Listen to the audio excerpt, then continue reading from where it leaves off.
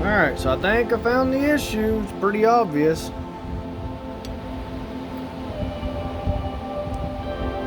Look at the edges on it rolled.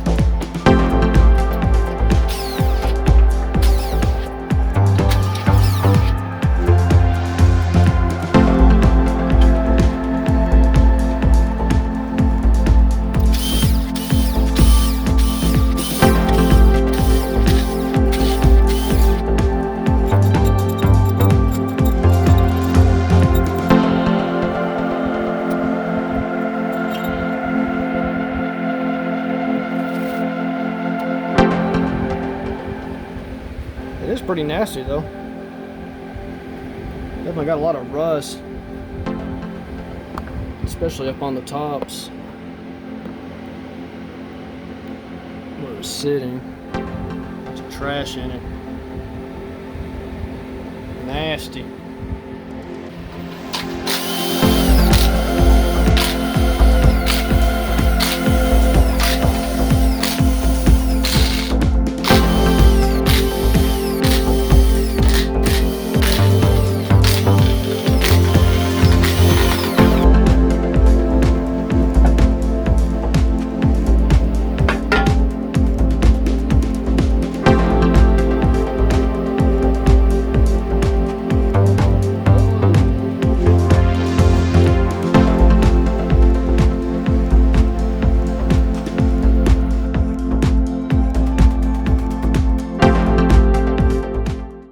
Couldn't even turn the crank over until I loosened up the rods. So like here's the rest of the bearings look pretty decent still. The edges look fine. But you can tell how much of a difference it is here. So that's what was stopping it. So it's spinning, and then, so it trashed the crank here, so I have to get a new crank. So I'll get new rods and pistons and everything before I put it back together. That's what was stopping me, so now we gotta order more parts.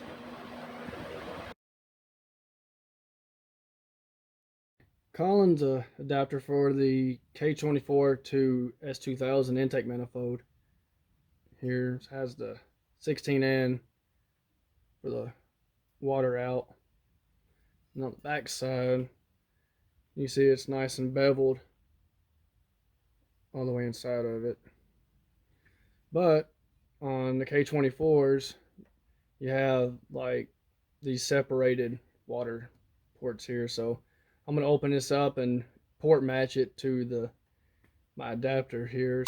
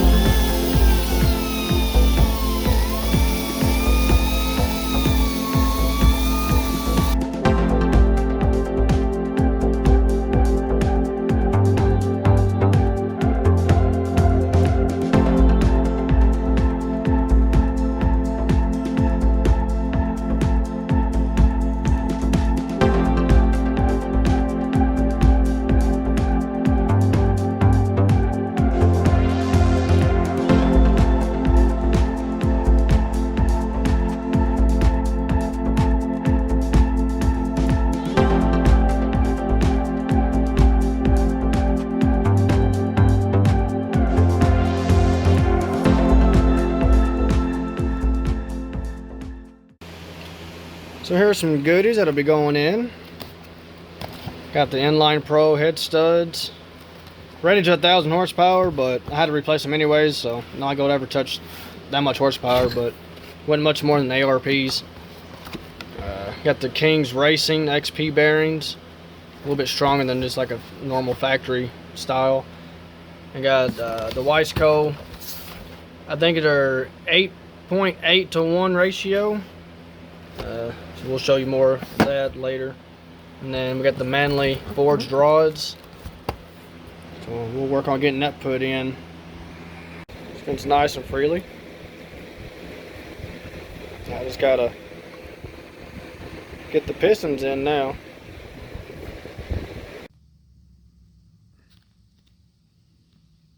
Rod and piston combo.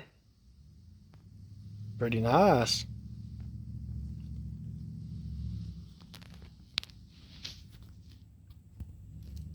Deep dish.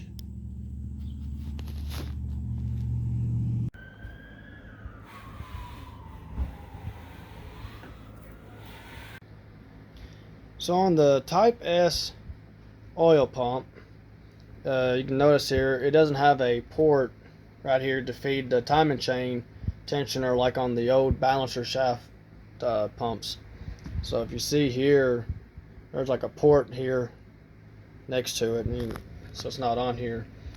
So I figured, well, this tensioner won't be able to get any oil pressure this way. So I got to looking in more into it, and that's not the only place it gets oil pressure from.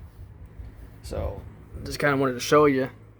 So on the inside, you can see that it gets oil pressure from the main gallery here. So even if you block the port that feeds in for the oil pump here, you'll still be fine because it gets it from a different source. Because I was looking at it, I was like, man, if I block this off, it's not going to be able to get any oil anymore.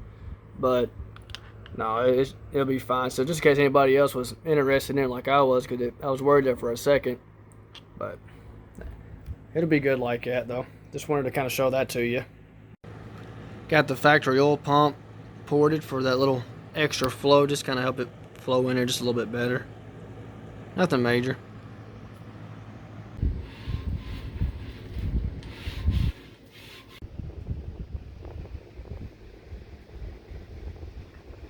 Some company's better than no company, right?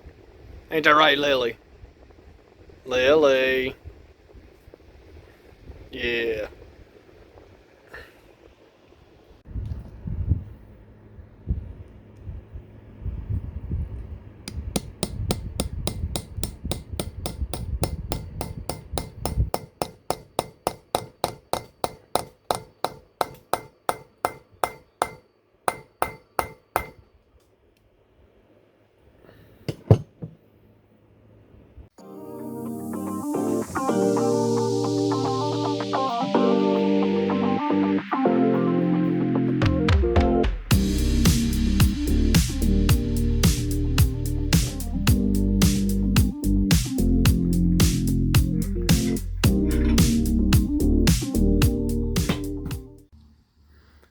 Welding rods work great to hold the rocker's arms up while you try to get the whole assembly back down. I tried the zip tie trick to hold them in place and all that, but it didn't work. It just kept falling down. So this way, the rod just holds them in place so that they can't fall down and get underneath. Some ingenuity right there now, brother. Hell yeah. Putting tin and fittings on it. Already got that side drilled out.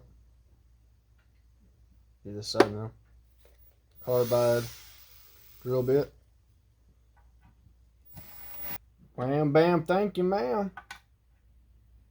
Just gotta weld them on now.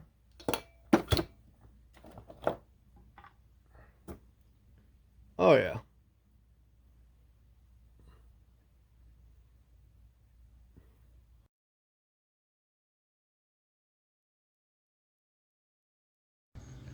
Hey, all right, look, it fits. I'm all done now.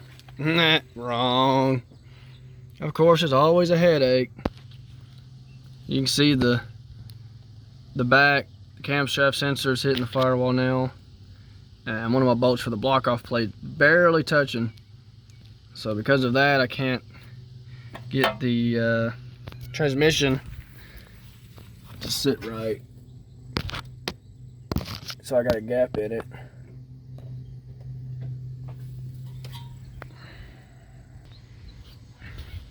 But at least the wire harness is going to work out like I want. I have the grommet back here for the firewall. It goes right in there. One eternity later.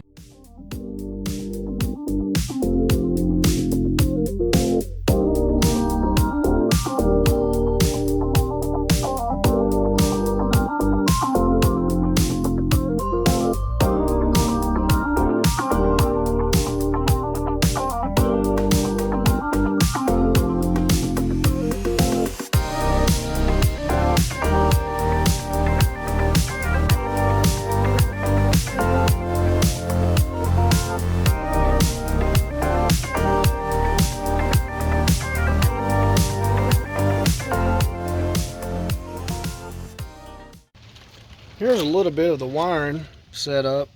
So I cut up the factory charge harness for the RX8, made my own condensed version. So I got the I got an extra power wire here for a constant 12 volts for smaller stuff like gauges or maybe like relay signals, stuff like that to be turned on. And I got the starter because of pretty good thick gauge. I use the factory starter wire, and I got the alternator wire too. I just cut it down and then reloomed it to be used. So that's what I'm looking at connected to the K24 here. So I have a cheap fuel regulator, and it doesn't really flow enough fuel back to the tank, so my base pressure is like 60 pounds. And for the Hondas, and most cars I think it's like in the low 40s, 43, something like that for your base. And you go up from there when you add boost and stuff like that for 1-to-1. So what I'm doing is drilling out the return on it. On the bottom side, it's just way too small for my AEM 340 liter per hour fuel pump that I'm using. So it just can't flow enough fuel back to the tank, which is making my pressure way too high. So I'm just going one drill bit at a time up till I get my base pressure low enough to where, because I got the preload all the way out and it's still way too high.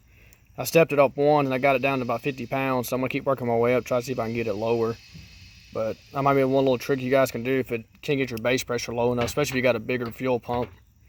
So that's what we're looking at right now.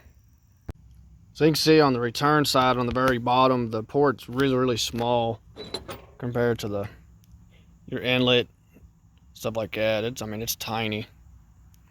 So as long as you don't go any bigger than your little ball valve here that seals it up, it should be okay. But hope I can get it down low enough to where I'll be satisfied with it. So I ended up going with a 3/16 drill bit on that. So it's still pretty small, but it is a lot bigger than what it was from the factory. So we'll see what the base pressure is without any kind of preload on it. And I got the top of it there just slightly beveled, so we can sit so that way the ball can seat on there pretty good. Definitely not the best quality, but I mean it works.